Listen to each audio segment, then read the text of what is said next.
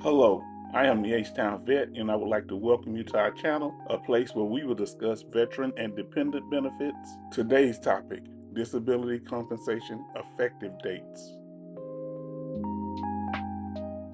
When the VA decides to pay disability benefits on a claim, they attach an effective date to the claim. It's similar to an IOU promise.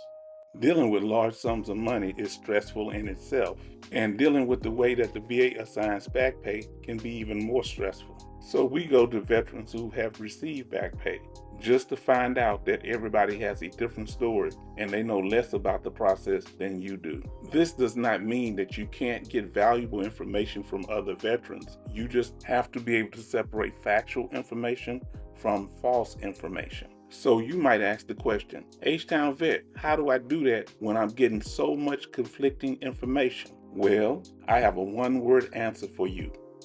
Verify.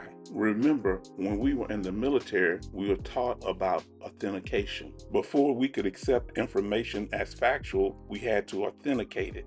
And dealing with the VA is no different because they are notorious for giving veterans false and confusing information. We are discussing two topics today, money and time, and the role that they play in assigning effective dates and back pay. As it relates to back pay, money is time. The longer you have to wait for your back pay after the effective date, the more money you get.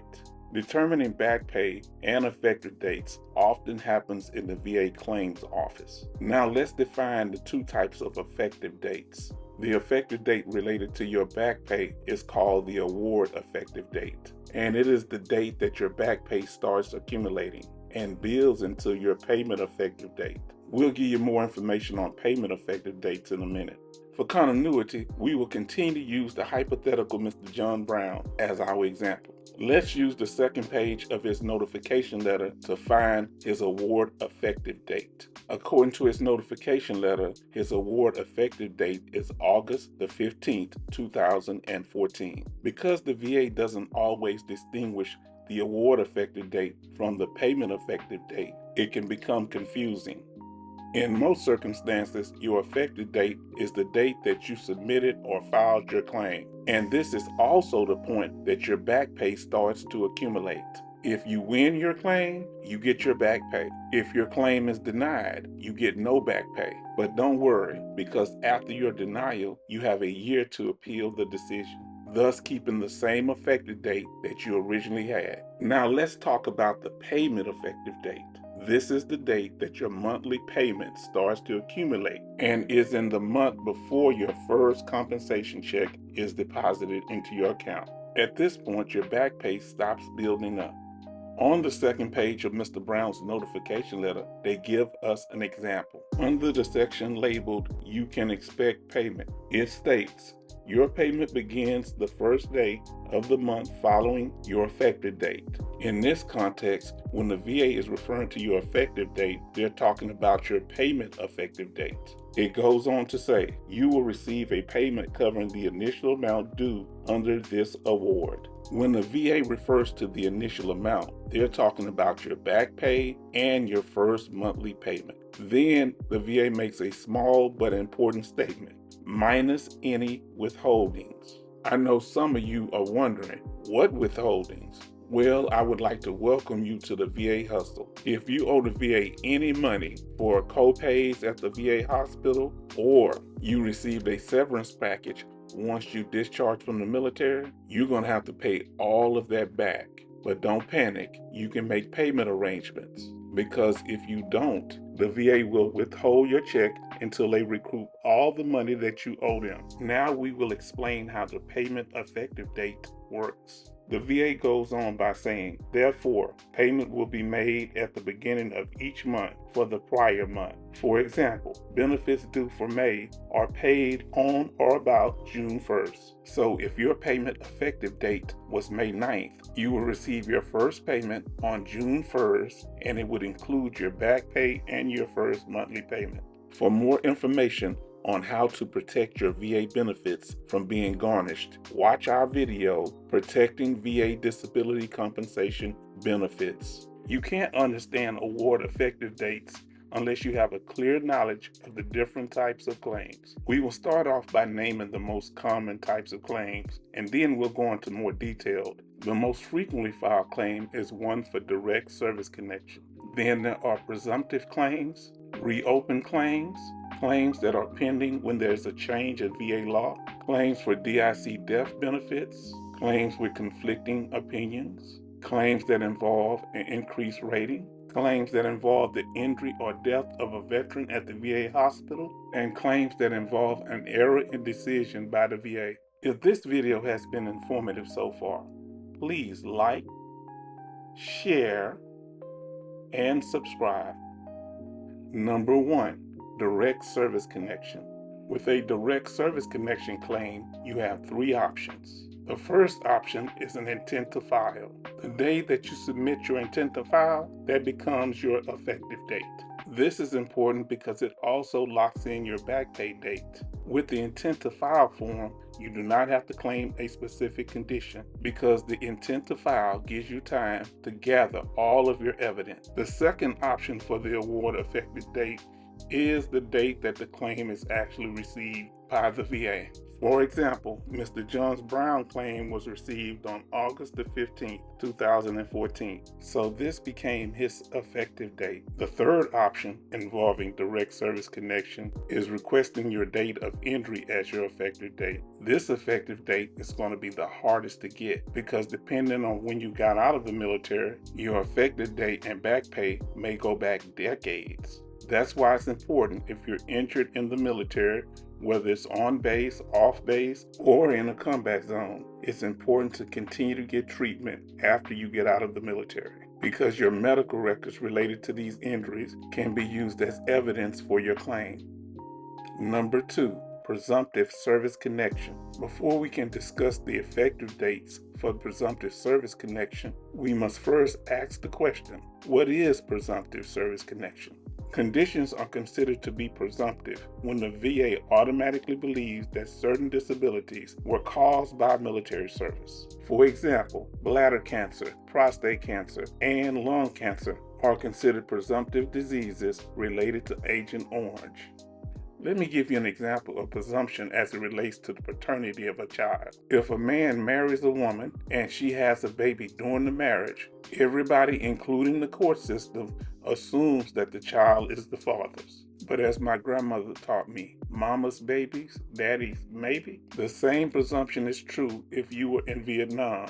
If you were exposed to Agent Orange and have prostate cancer, the VA is supposed to automatically assign service connection once you apply. If the VA receives the veteran's claim within a year of their separation, then the date of injury will be the effective date. But if the claim is received 1 year after separation from active duty service, the effective date will be the day you submitted your claim or when you first got the injury, whichever comes later. Number 3, reopened claims. In some cases, when your claim is denied, you have new and material evidence that gives you justification for reopening your claim.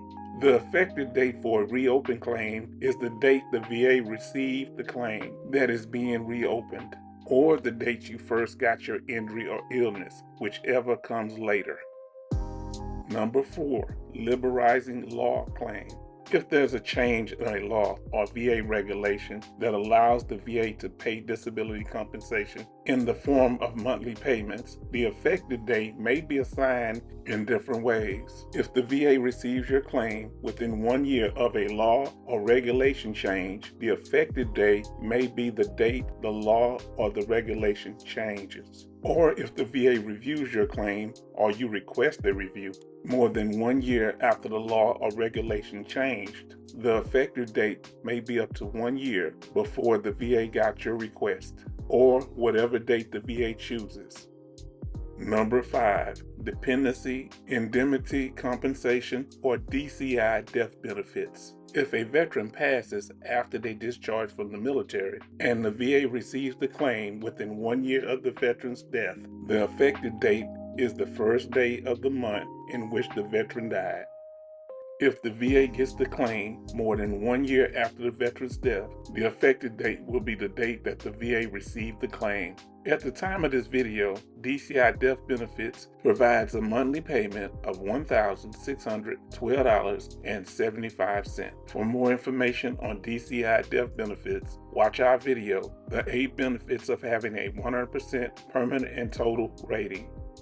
Another unknown benefit for surviving dependents is claim substitution. If a veteran dies and has an open claim at the time, their surviving dependents can be substituted into the claim. If the deceased veteran receives a rating of 10% to 90%, the surviving dependent will only receive the back pay. If the deceased veteran receives a 100% rating, the dependent or dependents will receive DCI death benefits and all the other benefits that come with that 100% rating.